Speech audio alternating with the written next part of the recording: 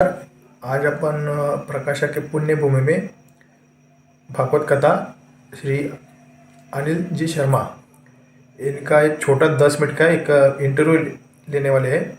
तो सबसे पहले अनिल जी शर्मा, आपका हमारे यूट्यूब चैनल पे आपका बहुत बहुत स्वागत है। धन्यवाद। आपका छोटा से एक परिचय दीजिए हमारे को, मतलब हमारे चैनल को।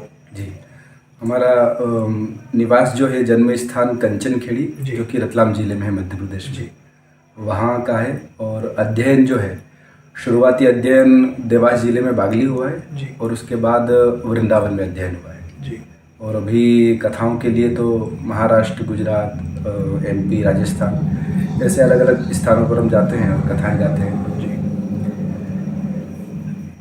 तो आज अपन महाराज जी से अपन ने कुछ प्रश्न उनसे संवाद करने वाले हैं। तो सबसे पहला प्रश्न मेरा ये है कि आज के युवा को आप क्या संदेश देना चाहते हो एक कथा के माध्यम से, मतलब।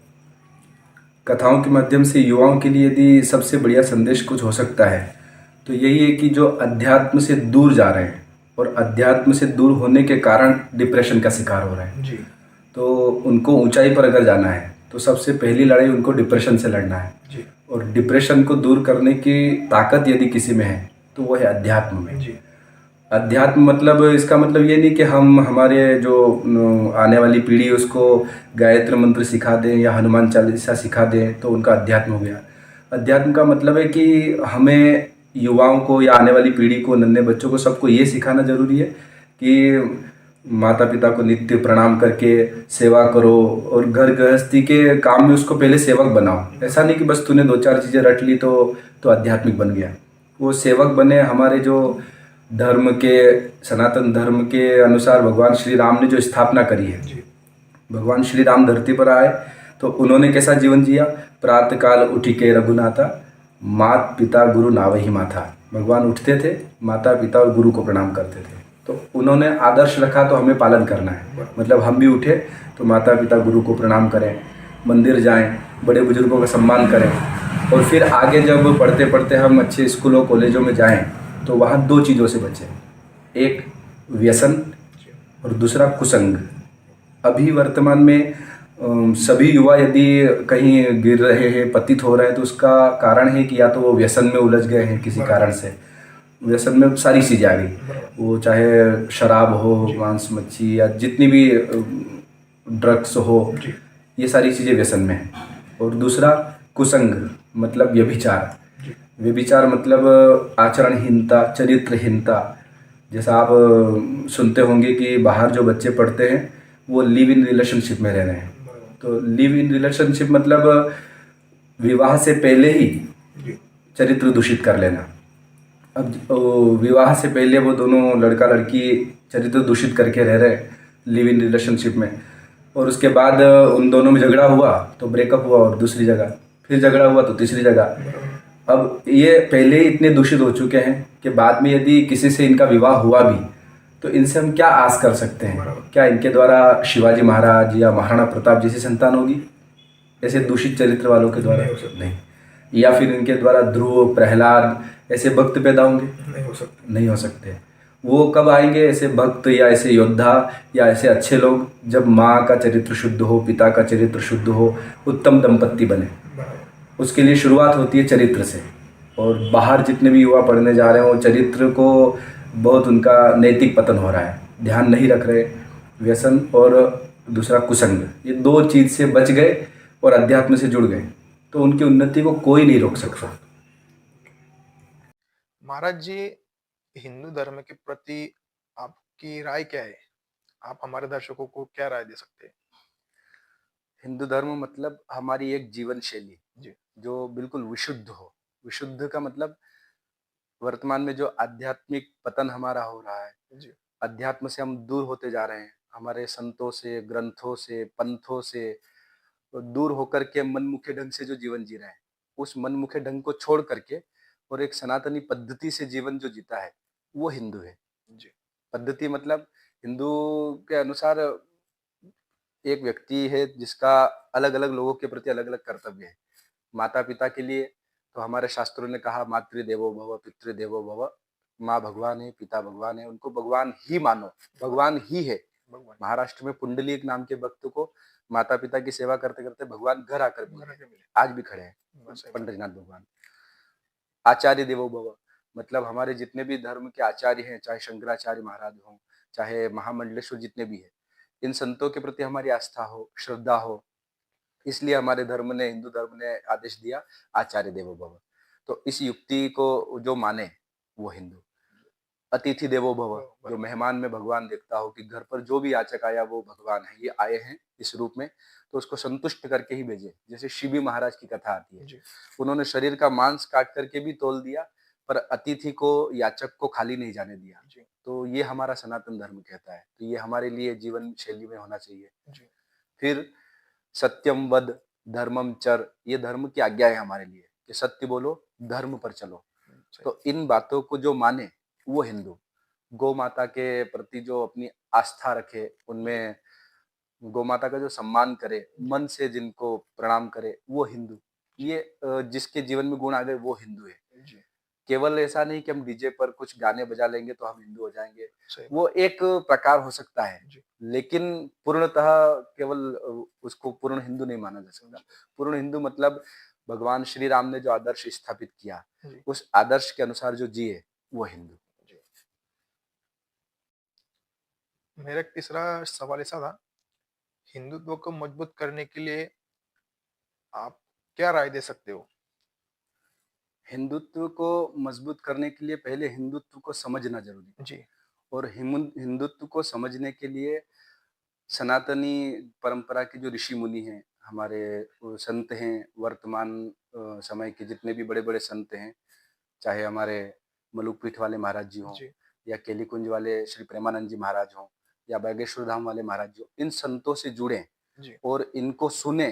जी और सुनते सुनना मतलब ऐसा नहीं कि एक बार सुन लिया या एक दिन सुन लिया, निरंतर सुने। सुनते रहे। जैसे हम एक आदत बनाते हैं कि हमें ये काम पढ़ने के लिए डेली इतने घंटे देना है, ऐसे जीवन में एक शैली और बना ले कि हमें कम से कम 15 मिनट डेली सत्संग सुनना है, जी और अच्छे प्रमाणित संतों को सुनना है। तो जैसे आजकल चैलेंज करते हैं ना कि 365 दिन का बेस ऐसा चैलेंज, मैं ये बराबर। वर्कआउट करूंगा, जी जी तो ऐसा एक अपने आप में चैलेंज हम करें कि मैं इतने दिन तक नित्य नित्य 15 मिनट का सत्संग सुनूंगा, और जी प्रमाणित संतों को, जो जी अच्छे संत हैं जिनका हमने नाम लिया, ऐसे संतों को सुनेंगे, तो सुन करके हमें हमारी धर्म ग्रंथों की जानकारी होगी, और उसके अनुसार फिर हम चल पाएंगे। जी जब तक सुनेंगे नहीं तब तब तक समझेंगे समझेगा कैसे, नहीं, और समझेंगे नहीं तब तक चलेंगे चलेगा कैसे। नहीं।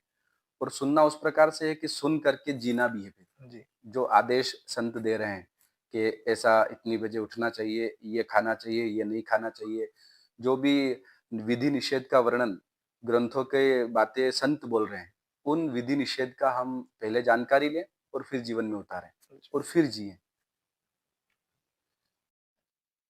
महाराज जी, मेरा एक आखिरी सवाल ऐसा था, गोहत्या पर आपकी राय क्या है? जो अभी गो हत्या हो रही है अपने देश में, जी हाँ। महाराष्ट्र में बहुत सी गो हत्या हो रही है, हाँ, तो उस पे आपकी राय क्या हो सकती है?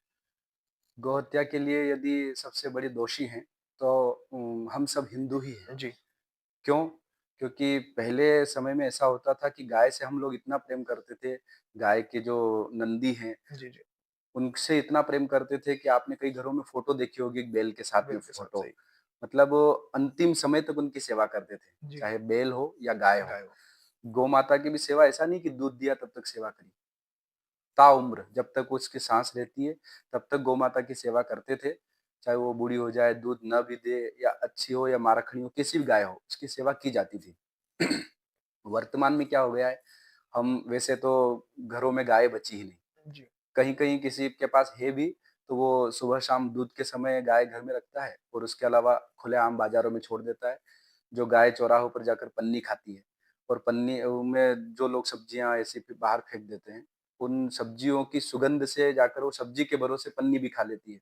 वो उसके आंतड़ियों में फँसती है, और फिर आंतड़ियाँ जाम हो जाती है और गौ-माता की मृत्यु हो जाती है। तो पहले दोषी तो वो हैं, जो गौ-माता को केवल दूध निकाल कर के उसके अलावा ऐसे खुलेआम छोड़ देते हैं। जी दूसरे वो हैं जो अपने घर में व्यवस्था होते हुए भी गौ माता की सेवा नहीं कर रहे हैं।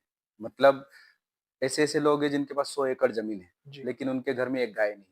कुत्ते उनके घर 4-4 हैं। चल चल सही बात जब है। आप एनिमल लवर हो तो आपका कुत्ते से प्रेम है, तोते से प्रेम है, तो गौ माता तो गावो विश्वस्य मातरः, पूरे विश्व की माँ है। माता है।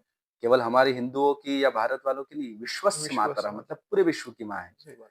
और गौ माता के शरीर से हम, जैसा भागवत में पढ़ते हैं कि गौ माता के शरीर, जब वो समुद्र मंथन से गौ माता का प्राकट्य हुआ, जी, तो उस समय सारे देवताओं ने आकर निवास कर लिया। जी।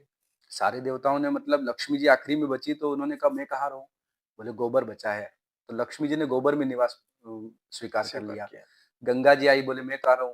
तो कहा कि अब गौमूत्र बचा है, तो गौमूत्र में गंगा जी ने निवास कर लिया। मतलब गौ माता का एक एक अंग जिसमें देवता का निवास है, वो हमारे लिए पूजनीय। एकमात्र गौ माता की पूजा हो जाए, सेवा हो जाए, तो सारे देवताओं की सेवा हो जाती है, पूजा हो जाती है, परिक्रमा हो जाती है।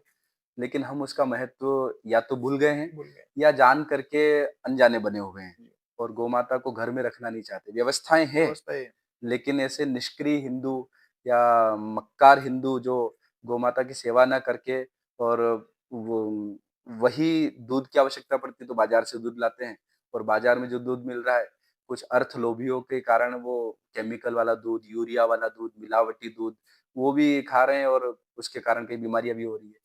यदि बड़े लोग शुरुआत करें कि हमारे घर पर 10 गाय रखेंगे, 20 गाय रखेंगे, या कम से कम छोटे लोग भी एक एक गाय भी रखना शुरू करें, जी, तो हमारे बागेश्वर धाम वाले महाराज जी कहते हैं कि भारत में अभी जितने हिंदू हैं, जी। एक एक गाय भी रख लेना तो सारी गौशालाएं बंद हो जाए। इतने करोड़ों की संख्या में हिंदुओं की संख्या है कि इतनी गौ माताएं जो ऐसे चौराहे पर जगह जगह भटकती है, भटकते हैं। उनकी सबकी सेवा होने लग जाए। मतलब हमने कहीं न कहीं जिम्मेदारी से पीछे कदम रखा है, अपने असली कर्तव्य को भूले हैं। गौ माता की सेवा सनातन धर्म का पहला कर्तव्य है, जिसको हमने लास्ट में जाकर खड़ा कर दिया। तो दोषी हम हैं, हमें कोई सरकार नहीं कि सरकार ने ऐसा कर दिया। सरकार बदलती रहती है और उनके नियम भी बदलते रहते हैं, और सरकार देश चलाने के लिए टैक्स जहाँ से मिलता है तो वो देखती नहीं कि ये खराब है, एक अच्छी चीज़ है। तो सरकार से तो हम क्या आशा रख सकते हैं? परंतु हम सनातन धर्मी हैं, तो हमारा पहला कर्तव्य है कि गौ माता की सेवा हो। घर में जगह नहीं है, हमारा छोटा घर है, या हम शहर में रह रहे हैं या फ्लैट में रह रहे हैं, तो हमारे आस-पास 50-100 किलोमीटर कहीं तो गौशाला होगी। सही बात तो है। समय पर जाकर उस गौशाला में सेवा कर दें। हम 50 एकड़ के मालिक हैं, तो उससे अनाज बहुत मिलता है, तो हम अनाज के तो हकदार हैं कि हमारी वो आजीविका उससे चलती है। परंतु कम से कम जो चारा है, जी, वो चारा गौशाला में पहुँचा दो, तो क्या गौ सेवा नहीं हो सकती? हो सकती है। बहुत प्रकार है, पर हम करना नहीं चाहते। करवानी चाहते हैं। तो दोषी कोई और नहीं है, दोषी हम स्वयं हैं, कि हम जान करके अनजान बने हुए हैं, और गौ माता ऐसे चौराहों पर पन्नियाँ खाती-खाती और मौत के मुँह में जा रही है। और वही दूध दिया तब तक गौ सेवा करी, दूध बंद हुआ कि उसको कसाई के हाथ बेच दिया, और कसाई ने बूचड़खाने में जाकर मारा। तो कसाई से ज़्यादा दोषी वो हिंदू है, हिंदू जो है, गाय को बेचता है। बेचता है, माँ को कभी बेचा नहीं जाता नहीं है, जाता, लेकिन लोग बेच देते बेच हैं, देते अर्थ के लोलुप, जो पैसा, जिनकी दृष्टि में अर्थ ही सब कुछ है। हैं। सही